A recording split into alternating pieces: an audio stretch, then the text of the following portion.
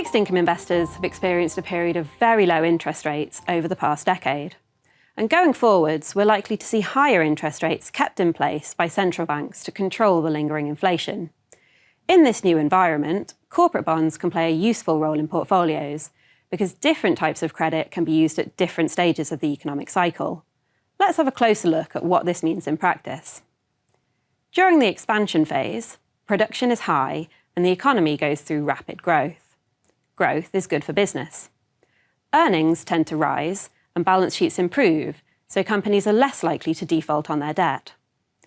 Interest rates tend to be low. However, towards the end of the expansion cycle, the increase in the money supply causes inflation to pick up. As production is high, the demand for raw materials, manufactured materials, and sources of energy also increases.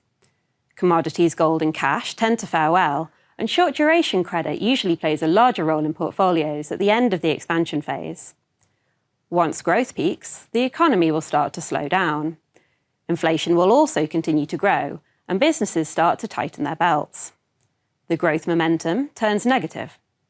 Business conditions weaken, earnings fall, and more companies start defaulting on their debt. Government bonds and investment-grade bonds fare well in this environment. From here, the economy usually slides to disinflation.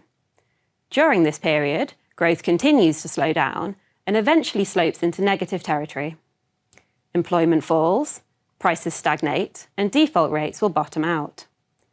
The measures taken by central banks to curb inflation have started to take effect, and inflation will fall.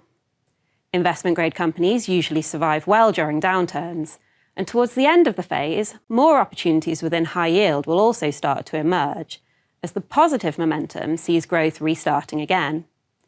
As inflation slows down and returns to target, central banks will start easing monetary policy, bringing interest rates down.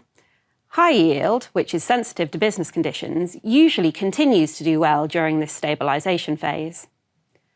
All in all, there are winners and losers in all market environments, and this emphasises the importance of an active approach to investment. Not all countries are in the same phase of the economic cycle at the same time, so an active approach allows you the flexibility to invest across sectors and geographies throughout the cycle, seeking out the best opportunities.